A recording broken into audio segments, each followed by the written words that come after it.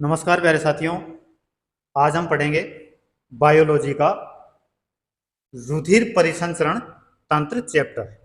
रुधिर परिसंचरण तंत्र, ब्लड सर्कुलेटरी सिस्टम। चलते हैं क्वेश्चन की तरफ। पहला क्वेश्चन देखिए आज का। रक्त का इनमें से कौन सा घटक प्रतिरक्षा को बढ़ावा देता है और कीटाणुओं से लड़ने में शरीर की मदद करता है?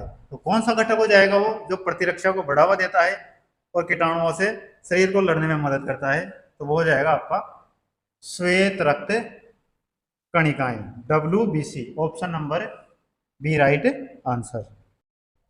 अब जो WBC होती है ये कहाँ कहाँ उत्पन्न होती है? तो ये लाल अस्थि मज्जा, लिख लीजिए, लाल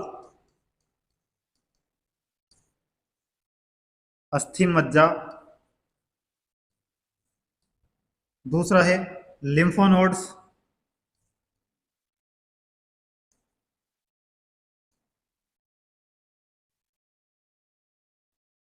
तथा तीसरा है प्लीहा। इन तीनों जगह ये उत्पन्न होती है। और जो WBC होती है, WBC का दूसरा नाम क्या है? ल्यूकोसाइट।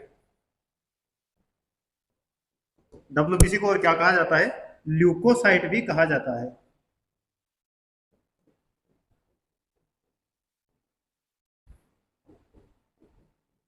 आई बात समझ में? फिर आता है इनका जीवन काल।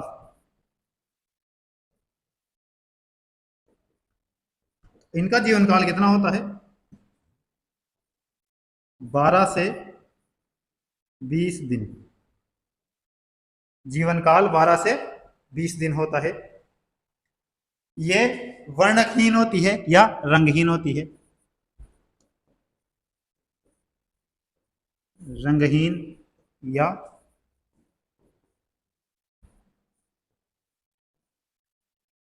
वर्णहीन होती है।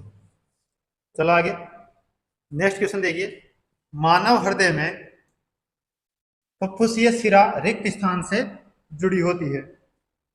बाएं आलिंद से, दाएं आलिंद से, बाएं निलय से, दाएं निलय से। तो जो फुफ्फुसीय शिरा होती है वो किससे जुड़ी होती है? तो वो जुड़ी होती है बाएं आलिंद से। Option number A right answer. अब देखो, जो मानव हृदय होता है,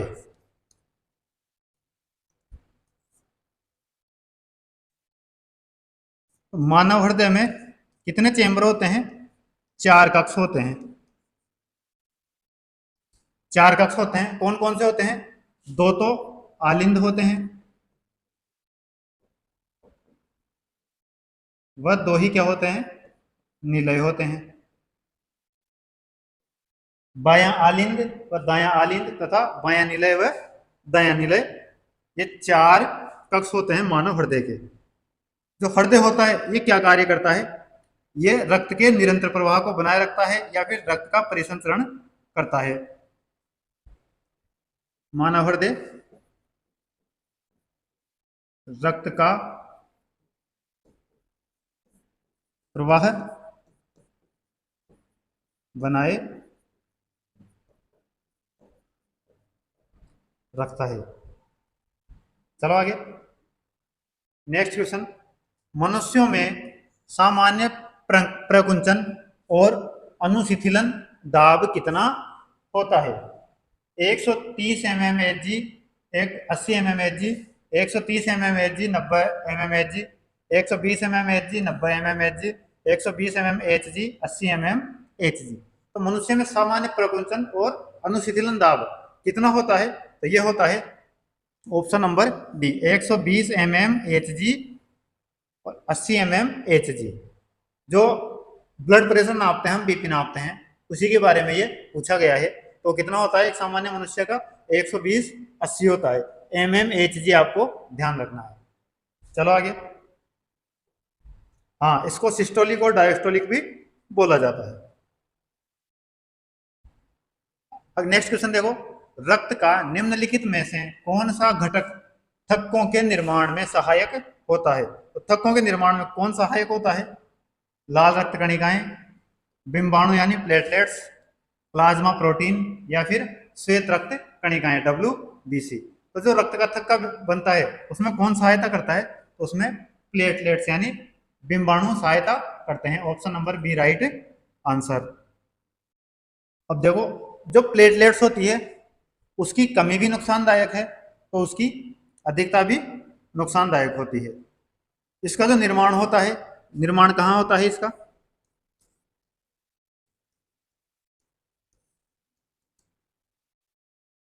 अस्थि मज्जा में।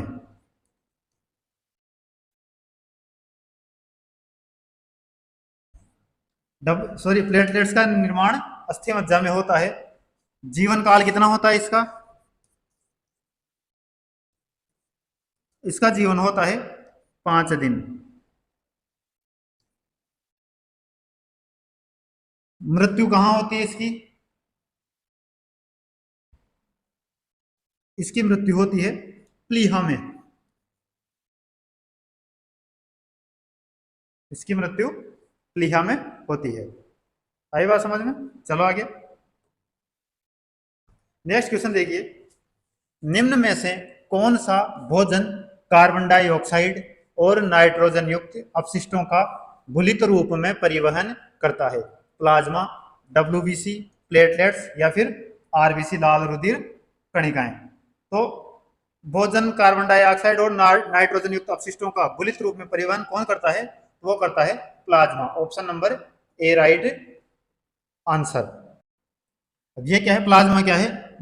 जो रक्त होता है, रक्त का तरल भाग होता है। और मात्रा कितनी होती है इसकी? इसकी मात्रा 55% होती है। रक्त में प्लाज्मा की मात्रा 55% होती है। नेक्स्ट क्वेश्चन देखो। निम्न में से कौन सा पूरे शरीर में संचारित होता है और चोट वाले स्थान पर रक्त का थक्का बनाने में मदद करके रिसाव को बंद करता है? प्लेटलेट्स, WBC, RBC या फिर प्लाज्मा। तो कौन बनता है जो थक्का बनने में मदद करता है? वो कौन सा जो तत्व है? तो वो है platelets. Option number A right answer. Next question. अब देखिए, स्तंभों को सुमेलित कीजिए। इधर समूह 1 और इधर समूह 2। हृदय को देखो, इधर है हृदय, फिर धमनियां, फिर शिराएं। इधर अंगों के नाम है और इधर उनके कार्य हैं। ए पे दे रखा है पंप की तरह कार्य करने वाला अंग। बी है ऑक्सीजन रहित रक्त का संचरण करती है। और सी है ऑक्सीजन युक्त रक्त का संचरण करती है। तो देखो, जो हृदय है वो हृदय कैसे कार्य करता है? वो पंप की तरह कार्य करता है। इसका तो इससे मिलान सही है। अब जो धमनियां होती है, धमनियां कैसे रक्त का संचरण करती है? तो ऑक्सीजन युक्त रक्त का, ऑक्सीजन से घुलनशील युक्त का। तो इसका सी और इसका बी। तो धमनियां होती है वो शुद्ध रक्त का संचरण करती है, जबकि शिराएं अशुद्ध रक्त को वापस फेफड़ों में हृदय में लाती है और वहां से वो फेफड़ों में जाकर उसमें वापस से ऑक्सीजन की बुलावट होती है। तो पहले में ए, दूसरे में सी और तीसरे में बी। कौन से ऑप्शन में है? पहले में ए, दूसरे में सी और तीसरे में B. Option number B right answer. चलो आगे। उच्च रक्तचाप, हाई ब्लड प्रेशर को अति रक्तदाब यानी हाइपरटेंशन भी कहा जाता है, जो रिक्त स्थान के कारण होता है। मांसपेशियों के संकुचन, धमनिकाओं के संकुचन, शिराओं के शिथिलन या फिर धमनिकाओं के शिथिलन। तो जो हाई ब्लड प्रेशर होता है वो किसकी वजह से होता है? तो वो होता है जो धमनिकाएं होती है उनके संकुचन के कारण। Option number B. Option number B right answer.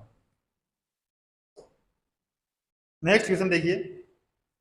निम्नलिखित आकृति मानव हृदय को दर्शाती है। LA बायां आलिंद, LV बायां निलय, RA दायां आलिंद, RB दायां निलय। तो कपाट कहाँ स्थित है? कपाट का पूछा है वो, तो कपाट कहाँ स्थित होंगे? अब देखो, ये तो है LA का मतलब बायां आलिंद। ये तो है बायां आलिंद LA। और ये है बायां निलय एलवी। ये है दायां आलिंद आर ए, और ये है दायां नीला यानी आर बी। इतना तो समझ आ रहा है। अब देखो यहाँ पॉइंट दिए हुए हैं, यहाँ 1 2 3 4, ये 5, और यहाँ पे ये 6। तो इनमें पूछा है कि जो कपाट होते हैं, वाल्व्स होते हैं, वो कहाँ स्थित होते हैं। तो जो वाल्व होते हैं वो कौन कौन सी जगह होते हैं स्थित। एक तो 2 नंबर पे, फिर 3 नंबर पे, 4 नंबर पे, और 5 नंबर पे। यहाँ ये जो वाल्व होते हैं ये लगे होते हैं। आ रही बात समझ में। अब जो रक्त आता है, अशुद्ध रक्त इधर आता है और यहाँ से यहाँ आता है, फिर इस चैम्बर से वो कहाँ जाता है, तो वो जाता है फेफड़ों में, और वहां से रक्त शुद्ध होके फिर कहाँ आता है, इसमें दाएं चैम्बर में आता है, और यहाँ से वापस फिर हमारे पूरे शरीर में जाता है। तो वाल्व कहाँ कहाँ स्थित होंगे, 2 नंबर, 3 नंबर, 4 नंबर और 5 नंबर। जो हमारे हृदय में धड़कने की आवाज आती है, धक धक की आवाज आती है, वो इन्हीं वाल्व की आती है। ये खुलते हैं और बंद होते हैं, तो इस हिसाब से इनकी आवाज आती है। चलो नेक्स्ट क्वेश्चन। आंसर नहीं किया हमने, आंसर हो जाएगा इसका 2 3 4 और 5, option number C. Next question देखो, छोटी आंत के अवशोषण क्षेत्र में बढ़े हुए अंगुली नुमा प्रवृत्त क्या कहलाते हैं। ग्रंथियां, अवरोधिनी, पक्षमाप या फिर अंकुर। तो जो छोटी आंत होती है उसके अवशोषण क्षेत्र में अंगुली नुमा संरचनाएं होती है, तो उनको क्या कहा जाता है, अंकुर कहा जाता है, और अंग्रेजी में उनको विलाई बोला जाता है। आई बात समझ में, पहले पढ़ चुके। हाँ, विलाई और या अंकुर। नेक्स्ट क्वेश्चन देखो, मनुष्य के परिसंचरण तंत्र की कुछ विशेषताओं का उल्लेख नीचे किया गया है, गलत विकल्प का चयन कीजिए। केशिकाएं संयुक्त होकर सिराओं का निर्माण करती है। लसिका को ऊतक द्रव भी कहा जाता है। प्लेटलेट्स रक्त के थक्के जमाने में सहायक होते हैं। उच्च रक्तचाप सिराओं के संकुचन के कारण होता है। तो ये 4 कथन दिए गए हैं, इनमें से जो गलत कथन है या गलत विकल्प है उसका आपको चयन करना है। तो जो शुरू के 3 कथन है, ये तीनों कथन तो कैसे हैं, सही है। तो गलत कथन कौन सा होगा, तो गलत कथन हो जाएगा ऑप्शन नंबर डी, उच्च रक्तचाप सिराओं के संकुचन के कारण होता है।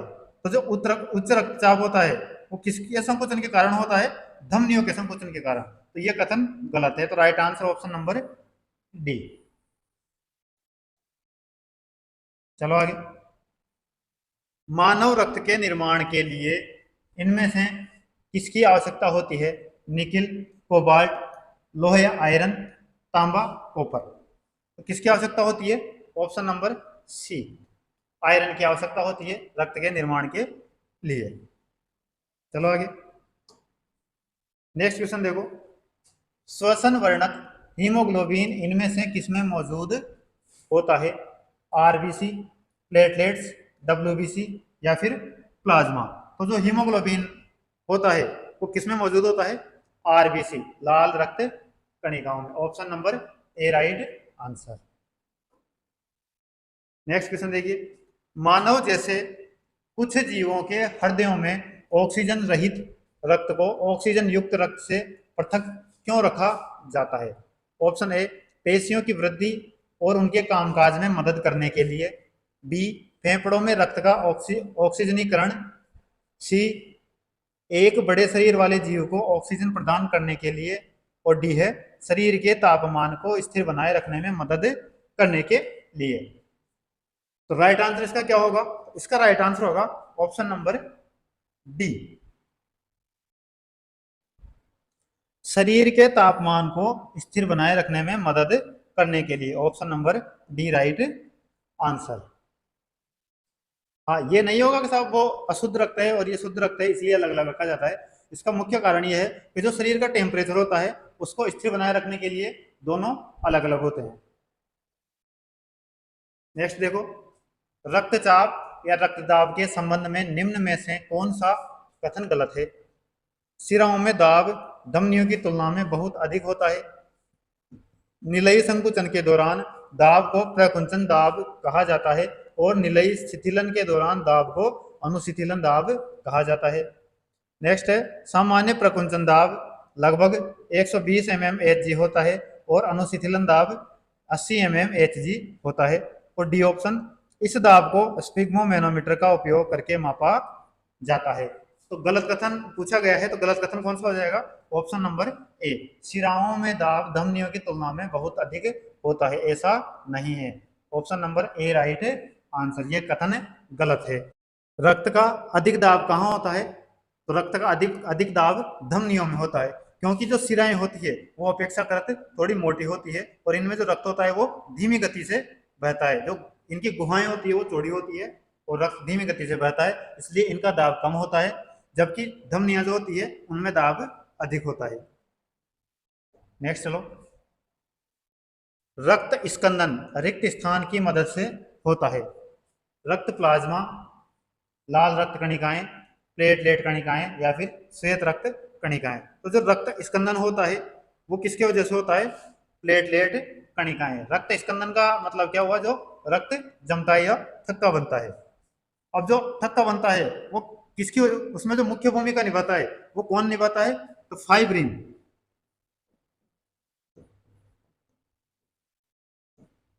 फाइब्रिन एक धागे संरचना होती है जो चोट की जगह पर आकर इकट्ठा हो जाता है और रक्त के बहाव को बंद कर देता है। नेक्स्ट क्वेश्चन, मनुष्यों में सामान्य प्रकुंचन सिस्टोलिक और अनुशिथिलन डायस्टोलिक दाब क्रमशः रिक्त स्थान होता है। 140 90 100 100 400 150 75 और 120 80। तो अभी मैंने बताया था पहले वाला से हम क्वेश्चन आ गया, option number D right answer, 120 80 होता है। नेक्स्ट क्वेश्चन, रक्तचाप मापने के लिए इनमें से कौन सा यंत्र का प्रयोग किया जाता है? Haemoglobin meter, urinometer, sphygmomanometer, spectrophotometer. तो राइट आंसर क्या होगा इसका? Option number C, स्पेग्मोमेनोमीटर।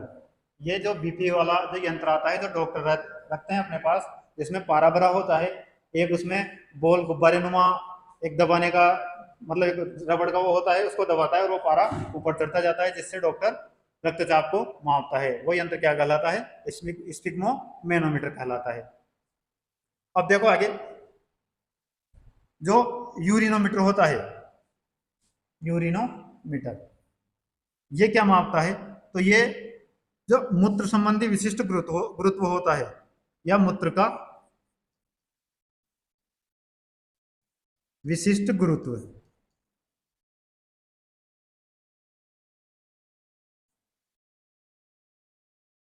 मूत्र का विशिष्ट गुरुत्व मापता है यूरिनोमीटर। फिर है स्पेक्ट्रोफोटोमीटर। तो जो स्पेक्ट्रोफोटोमीटर होता है ये फोटोन की संख्या को मापता है, फोटोन की संख्या को मापता है। किसमें? जो प्रकाश स्पेक्ट्रम होता है उसमें फोटोन की संख्या को मापता है। हीमोग्लोबिन मीटर, सीधा सा पता है, नाम दे रखा है हीमोग्लोबिन, तो किसको मापेगा? रक्त में हीमोग्लोबिन की मात्रा।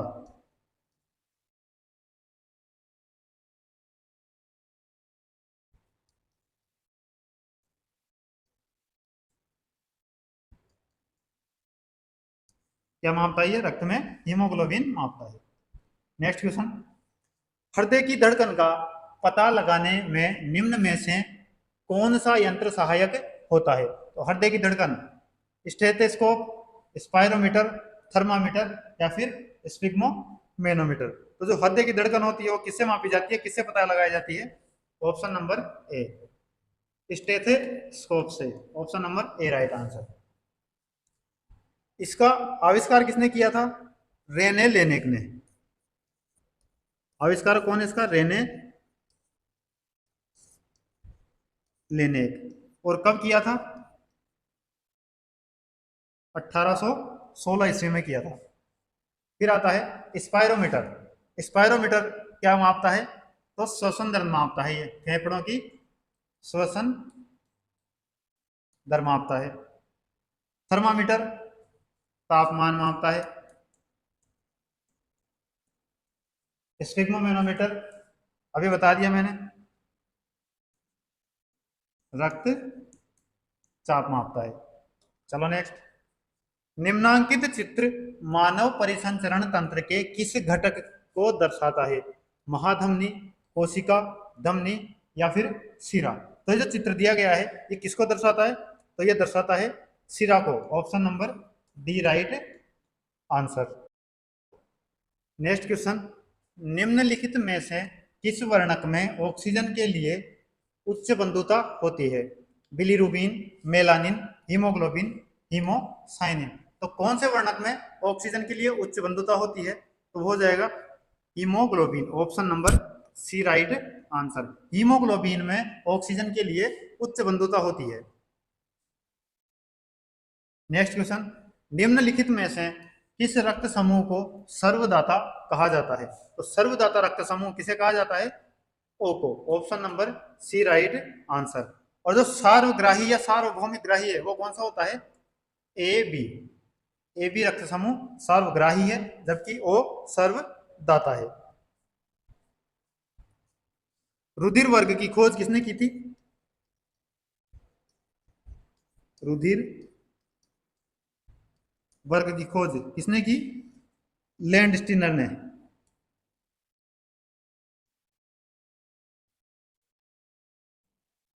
रुधिर वर्ग की लैंडस्टीनर ने खोज की थी। और रक्त जो परिसंचरण है, रक्त परिसंचरण, रक्त परिसंचरण की खोज किसने की? विलियम हार्वे ने। विलियम हार्वे ने रक्त परिसंचरण की खोज की थी। नेक्स्ट क्वेश्चन, निम्न में से कौन सा रक्त प्लाज्मा के समरूप होता है लेकिन यह रंगहीन होता है और इसमें कम प्रोटीन होता है? आरबीसी, डब्ल्यूबीसी, प्लेटलेट्स या फिर लसिका? तो राइट आंसर होगा इसका ऑप्शन नंबर डी। जो लसिका होती है ये प्लाज्मा के समरूप होता है लेकिन यह रंगहीन होता है और इसमें प्रोटीन की मात्रा कम होती है। चलो आगे। खेलते समय रवि के घुटने में चोट लग गई जिससे खून बह रहा था। कुछ समय बाद उसने देखा कि खून बहना बंद हो गया था और एक गहरे लाल रंग के थक्के ने घाव को भर दिया था। किस प्रकार की कोशिकाएं रक्त का थक्का जमाने में मदद करती है? RBC, eosinophils, lymphocytes, platelets? तो रक्त का थक्का जमाने में कौन मदद करती है? Platelets. Option number D right answer. अच्छा, प्लेटलेट्स का पता किसे लगता है? कौन सी जांच द्वारा प्लेटलेट्स का पता लगाया जाता है? तो सीबीसी द्वारा, कंप्लीट ब्लड काउंट। सीबीसी की फुल फॉर्म होती है complete blood count. Next question देखो, कौन सी रक्त कणिकाएं रक्त के थक्के जमने और रक्तस्राव को रोकने में सहायक होती है? श्वेत रक्त कणिकाएं, लाल रक्त कणिकाएं, प्लेटलेट्स और लाल रक्त कणिकाएं दोनों, या फिर प्लेटलेट्स? देखो बार बार पूछा है, रक्त के थक्के जमने और रक्तस्राव को रोकने में कौन मदद करती है? तो platelets. Option number D right answer.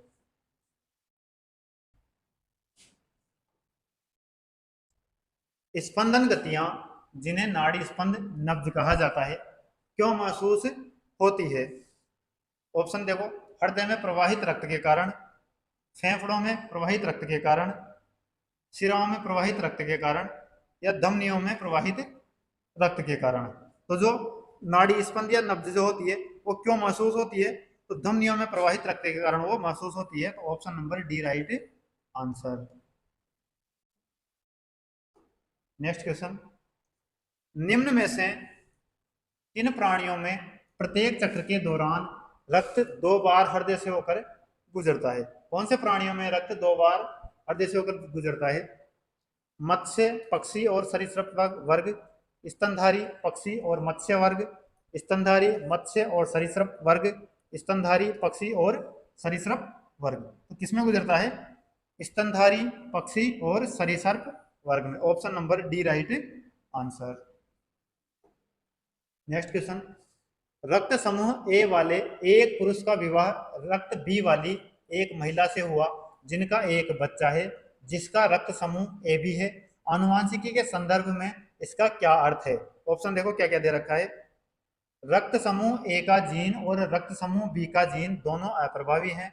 B, रक्त समूह ए का जीन प्रभावी है और रक्त समूह बी का जीन अप्रभावी है।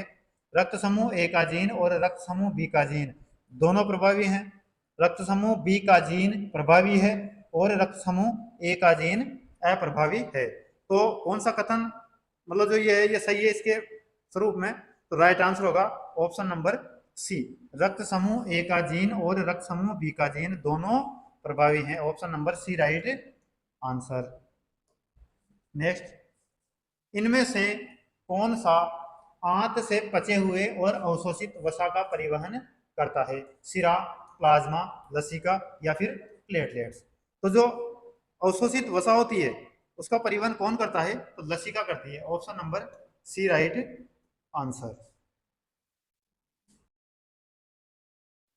नेक्स्ट देखिए, निम्नलिखित चित्र विभिन्न प्रकार की श्वेत रक्त कणिकाओं को दर्शाता है। सही नामांकन वाले विकल्प की पहचान कीजिए। ये ए, ये बी, ये सी, ये डी और ये ई। पहले में है A neutrophil, B monocyte, C eosinophil और डी बेसोफिल, ई लिम्फोसाइट। वैसे ही बी में है neutrophil, basophil, lymphocyte, eosinophil, monocyte. C option में न्यूट्रोफिल, इओसिनोफिल, बेसोफिल, लिम्फोसाइट और मोनोसाइट। डी में इओसिनोफिल, न्यूट्रोफिल, बेसोफिल, मोनोसाइट और लिम्फोसाइट। तो जो इसका सही नामांकन है वो होगा option number C, neutrophil, eosinophil. ये न्यूट्रोफिल होगा, ये इओसिनोफिल होगा, बेसोफिल होगा, फिर ये लिम्फोसाइट होगा और ये मोनोसाइट होगा। तो option number C right answer.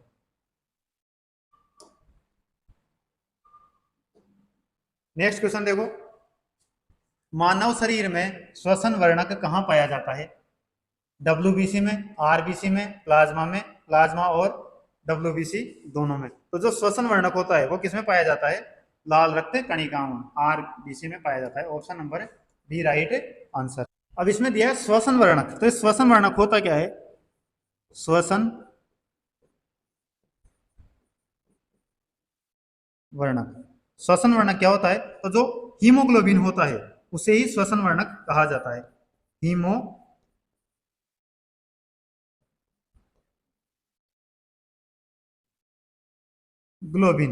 Haemoglobin को ही श्वसन वर्णक कहा जाता है। और इसका लाल रंग किसकी वजह से होता है? आयरन की वजह से। इसका लाल रंग आयरन की वजह से होता है। चलो आगे, मानव परिसंचरण तंत्र में सभी शिराएं रक्त को हृदय की ओर ले जाती है। फुफ्फुसीय शिरा और अन्य शिराओं में क्या अंतर है? ऑप्शन ए, फुफ्फुसीय शिरा में रक्त का प्रवाह दाब के साथ होता है। बी, फुफ्फुसीय शिरा में एक छोटी अवकाशिका होती है। सी, फुफ्फुसीय शिरा ऑक्सीजन युक्त रक्त ले जाती है। और डी, फुफ्फुसीय शिरा में कोई वाल्व नहीं होता है।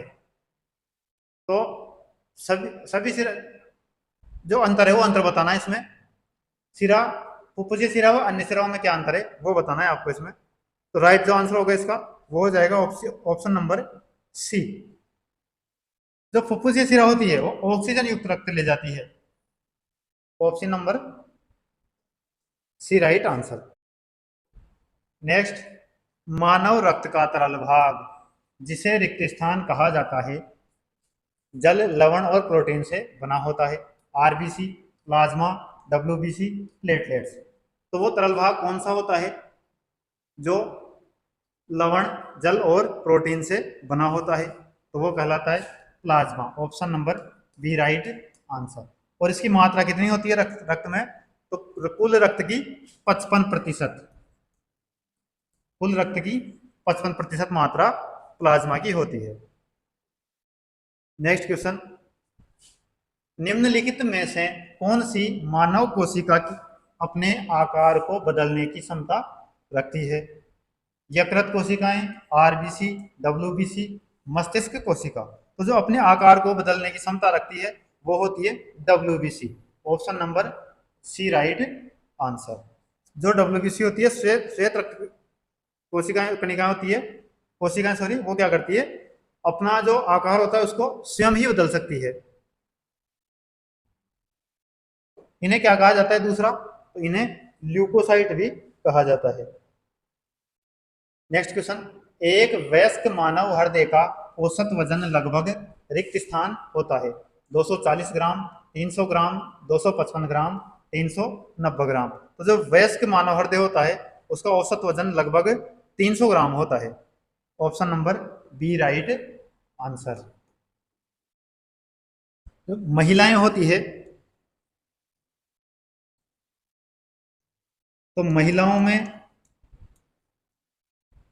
भार कितना होता है रक्त का, 250 से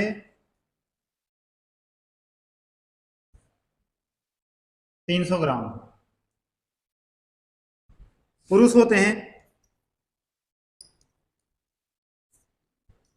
पुरुषों में भार कितना होता है, 300 से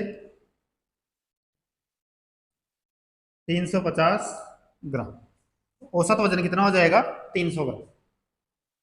नेक्स्ट चलो, इनमें से कौन सा मानव रक्त में नहीं पाया जाता, ल्यूकोसाइट, कॉन्ड्रोसाइट, लिम्फोसाइट, मोनोसाइट। तो मानव रक्त में क्या नहीं पाया जाता, कॉन्ड्रोसाइट नहीं पाया जाता। Option number B right answer, chondro. Next question, रक्तचाप बल है वेंट्रिकुलर डायस्टोल के दौरान धमनी के अंदर, वेंट्रिकुलर सिस्टोल के दौरान धमनी के अंदर, नसों के अंदर, या रक्त नासिका की दीवार पर जो बल लगता है। तो रक्तचाप बल होता है वो होता है रक्त नासिका की दीवार पर लगने वाला बल। Option number D right answer. Next question, Karl Landsteiner को इनमें से किसके लिए जाना जाता है, डीएनए के पृथक्करण, रक्त समूहों के वर्गीकरण की खोज, जीका विषाणु की पहचान, तंत्रिका तंत्र का अध्ययन। तो कार्ल लैंडस्टीनर ने क्या किया था, रक्त समूह के वर्गीकरण की खोज की थी या रक्त समूहों की खोज की थी। Option number B right answer. Next question, रक्त में रिक्त स्थान नामक एक तरल मैट्रिक्स होता है जिसमें लाल रक्त कणिकाएं आरबीसी, श्वेत रक्त कणिकाएं डब्ल्यूबीसी और प्लेटलेट्स तैरते रहते हैं। ऑप्शन ए है लार, बी प्लाज्मा, सी लसिका और डी सेरिब्रोस्पाइनल द्रव। तो क्या हो जाएगा इसका right answer, option number B plasma. Plasma में आरबीसी, डब्ल्यूबीसी व प्लेटलेट्स तीनों मौजूद होते हैं। आपको कमेंट बॉक्स में आंसर बताना है कि रक्त का पीएच मान कितना होता है। नेक्स्ट क्वेश्चन, मानव शरीर में आरबीसी का क्या कार्य है, शरीर की कोशिकाओं को ऑक्सीजन प्रदान करना, शरीर की कोशिकाओं से कार्बन डाइऑक्साइड निष्कर्षित करना, नाइट्रोजनी अपशिष्ट को घुलित रूप में उत्सर्जित करना, डी ऑप्शन शरीर की कोशिकाओं को पचा हुआ भोजन प्रदान करना। तो जो आरबीसी है उसका कार्य पूछा गया है, तो राइट आंसर हो जाएगा इसका शरीर की कोशिकाओं को ऑक्सीजन प्रदान करना। Option number A right answer. चलो आगे, निम्नलिखित में से कौन सा कथन गलत है, रक्त शरीर को बीमारी से बचाता है, रक्त कार्बन डाइऑक्साइड को शरीर की कोशिकाओं से फेफड़ों तक ले जाता है, रक्त ज्ञानेंद्रिय इनपुट में मदद करता है, रक्त ऑक्सीजन को फेफड़ों से शरीर के अन्य भागों में ले जाता है। तो कौन सा कथन गलत है वो बताना है। तो जिसका राइट आंसर होगा वो होगा ऑप्शन नंबर सी, रक्त ज्ञानेंद्रिय इनपुट में मदद नहीं करता है। यह कथन गलत है, तो right answer option number C, जबकि बाकी तीनों कथन सही है।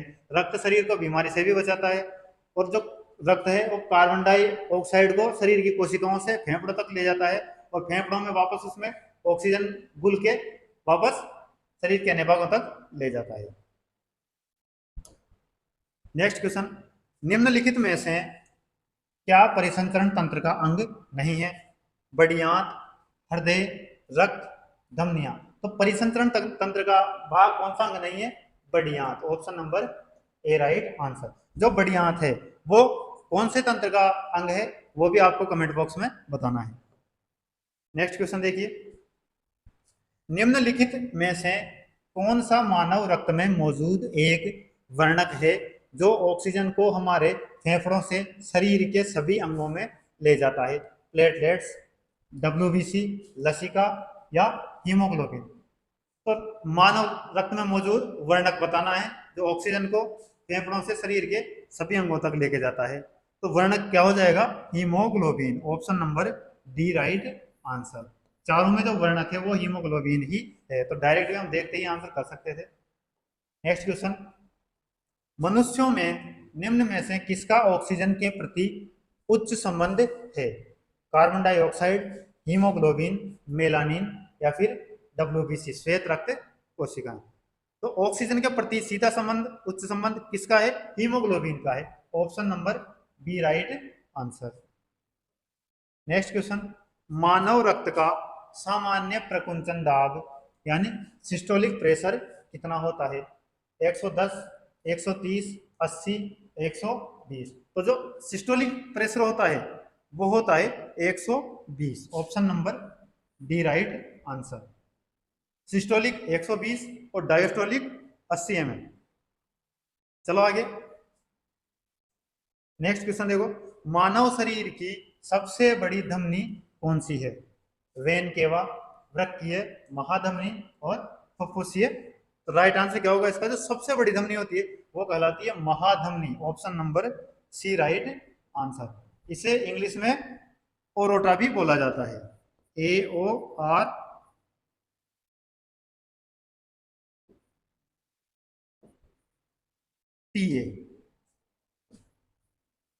ओरोटा, महाधमनी।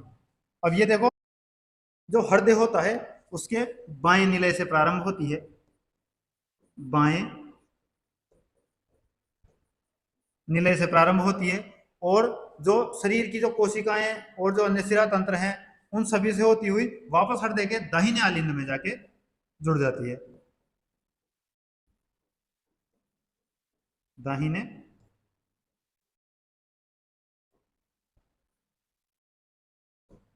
आलिंद में जुड़ जाती है। बाएं नीले से शुरू होगी और कहां जाके जुड़ेगी? दाहिने आलिंद में जुड़ जाएगी।